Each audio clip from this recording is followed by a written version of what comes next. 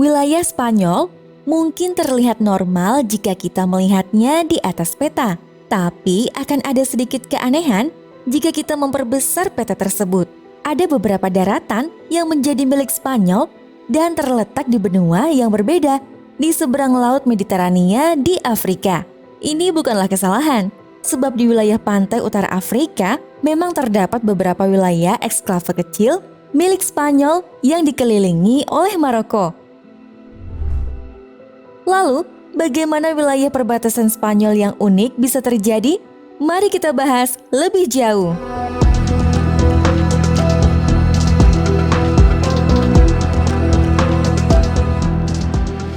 Reconquista atau penaklukan kembali wilayah Spanyol dari orang-orang Islam, di mana Spanyol berhasil merebut kembali wilayah semenanjung Iberia dari bangsa Moor, lalu mereka berhasil menguasai sedikit lebih banyak wilayah saat menginvasi Afrika dan merebut beberapa kota. Beberapa kota dan wilayah tersebut kemudian dikembalikan menjadi milik Maroko.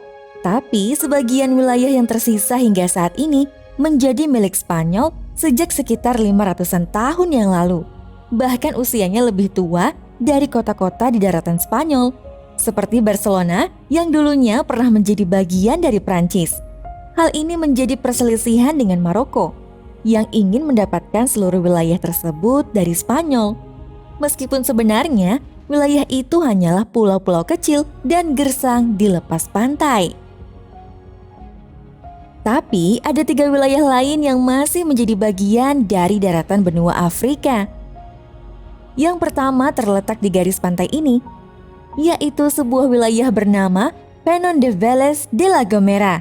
Batu besar yang ada di sini dan batu dengan ukuran lebih kecil yang berada di sini merupakan milik Spanyol. Sementara seluruh sisa wilayahnya, mulai dari garis di pantai berpasir ini, menjadi milik Maroko. Foto ini bisa menjelaskan lebih detail bagaimana keunikan situasi ini. Perbatasan yang terletak di sini dan memisahkan kedua negara tersebut hanya sepanjang 100 meter. Yang menjadikannya sebagai perbatasan terpendek di dunia. Keunikan lainnya masih berlanjut dan kita sampai di wilayah bernama Melilla, kota milik Spanyol yang berada di garis pantai Afrika dan dikelilingi oleh Maroko. Ada sekitar 83.000 orang yang tinggal di wilayah ini, di mana wilayah ini dibatasi dengan pagar setinggi 6 meter yang mengelilingi seluruh wilayah eksklave tersebut sebagai tanda pemisah dari Maroko. Karena Melilla adalah wilayah milik Spanyol dan Spanyol merupakan anggota Uni Eropa, maka kota tersebut juga menjadi bagian dari Uni Eropa. Bersama dengan kota milik Spanyol lainnya yang berada di Afrika, yaitu kota Ceuta. Maka hanya kedua kota ini yang merupakan wilayah Uni Eropa di Afrika. Kota Melilla menggunakan mata uang euro seperti halnya kota-kota lain di Spanyol. Hal yang sama juga berlaku di kota Ceuta yang letaknya sedikit lebih jauh dari pantai. Gambar di peta ini mungkin sedikit tidak masuk akal jika mengikuti garis perbatasan yang sebenarnya. Spanyol letaknya di sini dan Maroko di sini. Tapi ada juga wilayah Spanyol di sini dan ada wilayah milik Inggris di sebelah sini. Dan ada lagi wilayah Spanyol lainnya di pulau yang letaknya di sini. Wilayah ini adalah kota Ceuta yang lebih kecil dari Melilla dengan populasi sekitar 82.000 orang. Kota ini juga memiliki perbatasan dengan Maroko berupa pagar setinggi 6 meter, tapi tidak seperti Melilla, tidak ada bandara di kota ini. Jadi untuk bisa sampai ke Ceuta, satu-satunya cara adalah dengan kapal atau perahu. Ada satu jalur jalan yang dikelilingi pagar yang bisa menuju Maroko. Dan selain wilayah ini, semua wilayah di Ceuta sangatlah terpencil. Sedikit lebih jauh dari Ceuta, ada pulau kecil bernama Isla Perejil. Pulau tidak berpenghuni ini sama-sama diklaim oleh Spanyol dan Maroko. Tapi 12 tentara Maroko pernah menginvasi pulau ini di tahun 2002. dan kemudian menancapkan bendera Maroko di sini. Insiden ini memicu terjadinya krisis internasional di mana negara-negara Liga Arab mendukung Maroko, sementara NATO dan Uni Eropa membela Spanyol.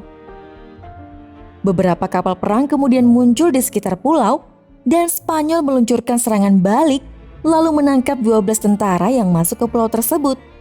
Peristiwa tersebut terjadi hanya karena perebutan sebuah pulau kecil berbatu bernama Isla Perejil ini, yang sejak saat itu dijadikan sebagai wilayah tidak bertuan oleh kedua negara, dan tidak ada seorang pun yang diizinkan memasuki pulau itu lagi di masa mendatang. Bergeser ke seberang lautan, ada lagi wilayah lain yang tidak kalah unik bernama Gibraltar, yang sebenarnya menjadi bagian dari Inggris. Wilayah ini sudah menjadi milik Inggris sejak tahun 1704, ketika invasi Inggris Belanda merebut wilayah semenanjung sebagai bagian dari Perang Suksesi Spanyol. Spanyol kemudian secara resmi menyerahkan wilayah ini kepada Inggris di tahun 1713, ketika perjanjian damai ditandatangani untuk mengakhiri perang tersebut.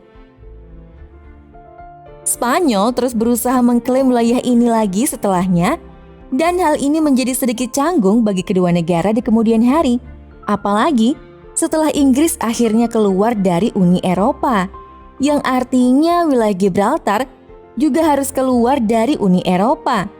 Setelah hal ini terjadi, perbatasan darat antara Uni Eropa dan Inggris pun kemudian dibuat. Dan akibatnya pergerakan orang-orang yang hendak menuju atau keluar dari Gibraltar menjadi sangat dibatasi. Untuk melihat keunikan perbatasan Spanyol yang terakhir, kita akan menuju sedikit lebih jauh ke utara ke perbatasan dengan Prancis, khususnya di wilayah sungai yang membatasi kedua negara ini. Di tengah-tengah sungai ini ada daratan kecil bernama Pulau Pisan, di mana setiap 6 bulan pulau ini akan berganti pemerintahan antara Spanyol dan Prancis, dan pulau ini tak boleh dikunjungi oleh siapapun. Akan ada perayaan di setiap peralihan pemerintahan oleh kedua negara yang terjadi tiap 6 bulan sekali. Situasi yang unik ini terjadi sejak tahun 1659, di mana pulau ini menjadi tempat ditandatanganinya Perjanjian Pirenia, yang menandakan berakhirnya perang selama 30 tahun antara kedua negara itu. Ketika itu, wilayah pulau tersebut merupakan wilayah netral karena posisinya yang berada di tengah sungai yang memisahkan kedua negara. Setelah perjanjian itu ditandatangani, perayaan pun dilakukan setiap 6 bulan sekali sebagai penanda peralihan kepemilikan pulau itu. Ini artinya, sejak tahun 1659, pulau tersebut telah berpindah tangan antara Spanyol dan Perancis lebih dari 700 kali dan akan terus bertambah. Konsekuensi lain dari perjanjian ini adalah perebutan sebuah wilayah kecil yang dikelilingi Prancis dan saat ini dikenal sebagai kota Livia. Perjanjian Pirenia memberikan seluruh wilayah ini dari Spanyol menjadi milik Prancis. Tapi karena saat itu kota Livia menjadi wilayah yang sangat penting, akhirnya kota tersebut tetap menjadi milik Spanyol.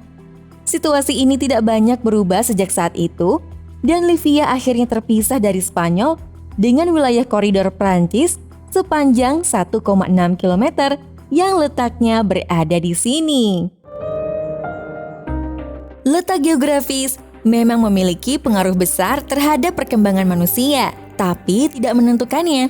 Banyak sejarah ditentukan oleh kesempatan, bukan keadaan. Karena pada akhirnya, kenyataan hanyalah pertemuan antara kesempatan dan keadaan. Cukup sekian ya video kali ini. Semoga dapat memberi informasi dan pengetahuan buat kita semua. Sampai jumpa lagi di video selanjutnya. Oke, terima kasih. Bye-bye. I just wanna hold you. I just wanna look into your eyes and tell you that I want you. You know you make me feel so alive. Can't stop thinking about you day and night. Love it when you kiss me, love it when we touch. Every time I'm down, yeah, you make me smile. You're the solution.